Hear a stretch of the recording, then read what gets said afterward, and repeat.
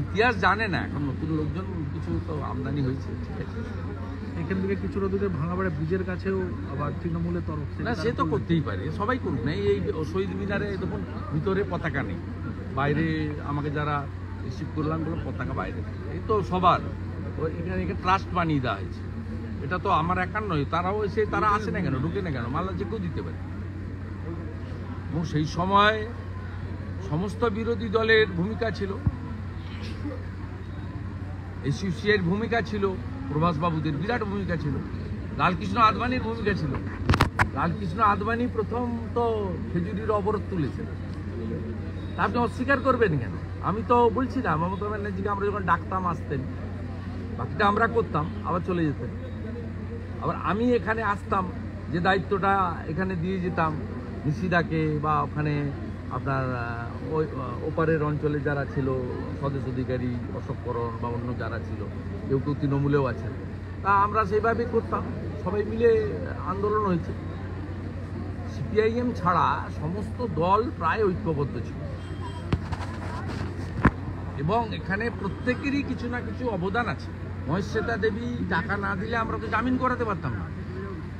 মহেশ্বেতা দেবী তার ম্যাক্সেসেই পুরস্কার সার্কেট টাকা, তার 30 লক্ষ টাকা দিয়েছে আমাদের অ্যাকাউন্টে, তার টাকায় জামিন পেয়েছে সবাই, হাজার হাজার আসামি ছিল। তো আপনি অবদানটা অস্বীকার করবেন কেন? আমরা তো বলছি সেই সময় আন্দোলনে লালকৃষ্ণ আদবানির ভূমিকা ছিল, সুষমা স্বরাজের ভূমিকা ছিল, রাজনাথ সিংয়ের ভূমিকা ছিল, আদবানি যে অপোজিশন লিডার 62 দিন পার্লামেন্ট বন্ধ রেখেছিল, বিরোধী নেত্রী মমতা ব্যানার্জি এসেছেন এখানে যতবার টাকা হয়েছে, এসইউসিআইয়ের প্রভাসবাবু এসেছেন এখানে, এমনকি ফরওয়ার্ড ব্লক বামফ্রন্টের শরিক ছিল, অশোক ঘোষ এসে মিটিং করে এখানে প্রতিবাদ করে গেছে।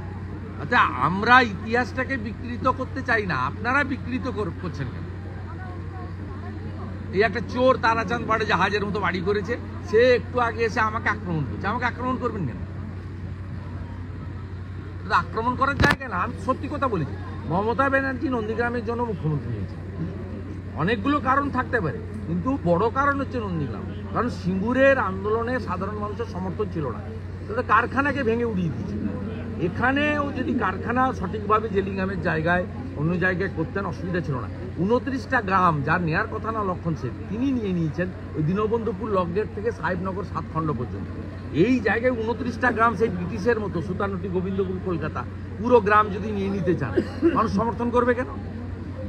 গত বছর বিষয়টা তো সেই জায়গায়, এবং সেই জায়গায় দাঁড়িয়ে আমরা মনে করি যে নন্দীগ্রামে যারা আত্মত্যাগ করেছেন বশ্যতা বিরোধী সংগ্রাম, তারা প্রপার অনার পায়নি। আমাদের ব্যক্তিগত প্রচেষ্টা, আমাদের নন্দীগ্রামের যারা ইলেক্টেড ছিলেন পঞ্চায়েত 8-এ, সবার কাছ থেকে চাঁদাপত্র জোগাড় করে আমরা শহীদ মিনারটা বানিয়েছি। সরকার বলেছিল এখানে যে স্মারক বানাবে, করেনি। সরকার বলেছিল গোকুলনগর অঞ্চলে রেসিডেন্সিয়াল মডেল স্কুল দেবে শহীদদের স্মরণে 1 থেকে 12 গোকুলনগর অঞ্চলে, করেনি। নন্দীগ্রাম প্রপারে একটা ভাস্কর্য তৈরি হবে শহীদ স্মরণে, সরকার সেটা বানায়নি। এমনকি 4 জন আমার সঙ্গে ছিল বলে 4 লক্ষ টাকা করে যে ক্ষতিপূরণ, সরকারি ক্ষতিপূরণ চেক, তাদেরকে দেওয়া হয়নি। আমাকে 8 মাস 1 বছর ধরে তারা চাইনি, আমাকে দিতে হয়েছে পাট পাট করে। এমনকি নিখোঁজ যারা হয়েছিল আমাদের অবসরপ্রাপ্ত আর্মি আদিত্য বেরা থেকে, সত্যেন গোল থেকে, বাবু দাস থেকে, অসংখ্য 11 জন প্রায় নিখোঁজ ছিল, সুব্রত প্রামাণিক নিখোঁজ ছিল, এইভাবে লালুগিরি নিখোঁজ ছিল। আমাদের এদের যে ডেথ সার্টিফিকেট, ভারতবর্ষের আইন অনুযায়ী 7 বছর পরে ডেথ ডিক্লেয়ার করা হয়, এদেরকে ডেথ সার্টিফিকেট দেওয়া হয়নি, এদেরকে হাইকোর্ট করতে হয়েছে। কেন? জন আমার সঙ্গে ছিল বলে 4 লক্ষ টাকা করে যে ক্ষতিপূরণ, সরকারি ক্ষতিপূরণ চেক, তাদেরকে দেওয়া হয়নি। আমাকে 8 মাস 1 বছর ধরে তারা চাইনি, আমাকে দিতে হয়েছে পাট পাট করে। এমনকি নিখোঁজ যারা হয়েছিল আমাদের অবসরপ্রাপ্ত আর্মি আদিত্য বেরা থেকে, সত্যেন গোল থেকে, বাবু দাস থেকে, অসংখ্য 11 জন প্রায় নিখোঁজ ছিল, সুব্রত প্রামাণিক নিখোঁজ ছিল, এইভাবে লালুগিরি নিখোঁজ ছিল। আমাদের এদের যে ডেথ সার্টিফিকেট, ভারতবর্ষের আইন অনুযায়ী 7 বছর পরে ডেথ ডিক্লেয়ার করা হয়, এদেরকে ডেথ সার্টিফিকেট দেওয়া হয়নি, এদেরকে হাইকোর্ট করতে হয়েছে, কেন করতে হবে? এই প্রশ্নগুলো তো তুলবো, আমরা তুলছি। তাই আজকের দিনে আমরা শহীদদের স্মরণ করছি এবং একাত্ম থাকার আবেদন করছি যে সব জায়গায়। আর আগে হারমাদদের অত্যাচার আমরা সহ্য করেছি, এখন জিহাদিদের অত্যাচার সহ্য করছি।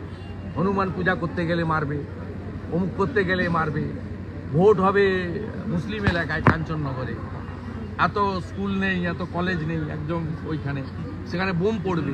এই কালচারটা ভালো না। আর যে দুটো এক মাসের মধ্যে যে দুটো ঘটনা ঘটেছে, আমি মনে করি অরাজনৈতিক ঘটনা। আমি আগেও বলেছি যে কোনো খুনকে সমর্থন করি না, সে যে দলের হোক, যে ধর্মের হোক, যে সম্প্রদায়ের হোক, এবং তার সঙ্গে যারা যুক্ত তাদেরকে গ্রেপ্তার করুক।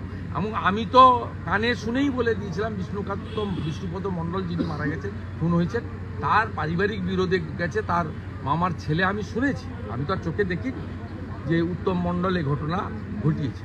আমি পরে শুনেছি উত্তমের পরিবার বিজেপিকে ভোট দেয়, দিলেও খুনি আমরা কখনো সমর্থন করি না। পরবর্তীকালেও যেটা বৃন্দাবন চকে ঘটেছে, আমি মনে করি এর পিছনেও যে আছে নিরপেক্ষ। কিন্তু ভোটার তালিকা ধরে সেই বাম আমলের মতো আসামি করা, এই প্র্যাকটিস ঠিক না। এই প্র্যাকটিসটা কেন ফিরিয়ে আনা হবে নন্দীগ্রামে? আমার প্রতিবাদটা এই জায়গায় যে ভোটার লিস্ট ভদ্রলোকরা কেন বাড়িতে থাকবে না? রাজনীতি হোক না, আলাদা আলাদা রাজনীতি হবে, লড়াই হবে, কেউ জিতবে কেউ হারবে, কি আছে?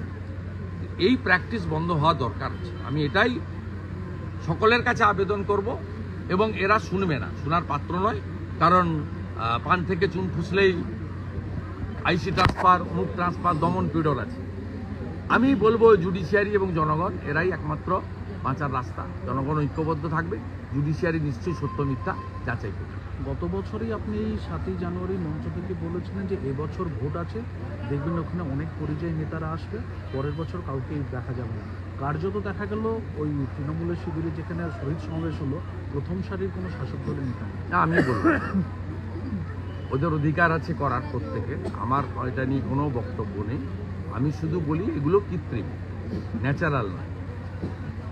এবং যারা সেই সময় তৃণমূলের আন্দোলনে ছিল তারা কেউ এখানে আসেন, যারা সেই সময় আন্দোলনে ছিলেন না, পাশে দাঁড়াননি, তারা এখন আসেন কর্মচারী বিধায় এবং তাদের দলের হুকুম তালিম করার জন্য। রাজ্য জুড়ে ফের একটা বাঘের আতঙ্ক বেরিয়েছে। মুখ্যমন্ত্রী বলছেন যে উড়িষ্যা গভর্নমেন্ট উড়িষ্যা থেকে বাঘ ছেড়ে দিচ্ছে, সেই বাঘ এসে আতঙ্ক ছড়াচ্ছে এই বাংলাতে। প্রথম কথা বলি, বাঘ কখনো ছেড়ে দেওয়া যায় না। মুখ্যমন্ত্রী অনেকবারই ফাউল টক করেন। কদিন আগে সন্দেশখালিতে গিয়ে সবাইকে বিধবা হতে বলেছেন 60 বছর হয়ে গেলে যারা লক্ষ্মীর ভাণ্ডার পান, বিধবা ভাতার জন্য কান্নাকাটি করতে হবে না। 60 বছর হয়ে গেলেই সব মহিলা বিধবা হবেন, আপনি জানলেন কি করে? এইরকম অনেক ফাউল টক করেন। আমি মুখ্যমন্ত্রীকে বলবো, রেসপন্সিবল চেয়ার, 3 বারের মুখ্যমন্ত্রী, আপনি কান দিয়ে দরকার দেখবেন, আপনি চোখ দিয়ে দেখুন। এবং আপনার কাছ থেকে মানুষ এই ধরনের কথা আশা করে না। আপনার অনেক বয়সও হয়েছে, 70 ঊর্ধ্ব হয়ে গেছেন। আপনি এই ধরনের কথা বললে হাসে, আমরা আপনার বিরোধী, কিন্তু আফটার অল আমরা পশ্চিমবঙ্গের নাগরিক। পশ্চিমবঙ্গের মুখ্যমন্ত্রীকে নিয়ে যদি উড়িষ্যার লোক খিল্লি করে যে আমরা বাঘ ছেড়ে দিচ্ছি, এটা আমাদের পশ্চিমবঙ্গবাসী হিসেবে গায়ে লাগে। তাই আপনার কাছে তো আপনি তো বয়সে বড়, আপনাকে নির্দেশ দিতে পারি না। আপনাকে অনুরোধ করব, এমন কিছু বলবেন না যাতে বাঙালি হিসেবে আমরা লজ্জিত হই। অনেকবার ফাউল প্লে করেছেন। আপনি বলেছেন মাতঙ্গিনী হাজরা পিছাবনিতে শহীদ হয়েছে, এটা ইতিহাসের বিকৃতি। মাতঙ্গিনী হাজরা 1942 সালে 29 সেপ্টেম্বর তমলুকে শহীদ হয়েছে, বানপুকুরে। আপনি বলেছেন 47-এ রবীন্দ্রনাথ ঠাকুর গান্ধীজিকে শরবত খাইয়েছেন। রবীন্দ্রনাথ ঠাকুর 41-এ মারা গেছে। 1500 কেজির বাচ্চা হয়, আপনি বলেছেন। 1500 কেজির বাচ্চা হয় না, 1500 কেজি বাচ্চা হয় না। এইগুলো খুব খারাপ লাগে। এটাও সেই পর্যায়ে আর কি, খুব সিরিয়াসলি নেওয়ার ব্যাপার নেই, খুব লাইটলি নেই। আজকে তো ডেট, আপনি বলেছিলেন যে আজকের মধ্যেই যোগ্য অযোগ্য। না, আমি জানবো কি করে? সুপ্রিম কোর্টে কি হবে না হবে জানবো কি করে? সুপ্রিম কোর্ট কি করবে তো আমরা জানি না। আমাদের বক্তব্য, অযোগ্যদের বাঁচাতে যোগ্যরা যেন ক্ষতিগ্রস্ত না হয়। আমরা যোগ্যদের পক্ষে, অযোগ্যদের বিরুদ্ধে। আমি চিনি না, বলতে পারবো। সুকুমারবাবুর ছেলে কে শহীদ? কোন শহীদ? কোন স্ত্রীর নাম কি?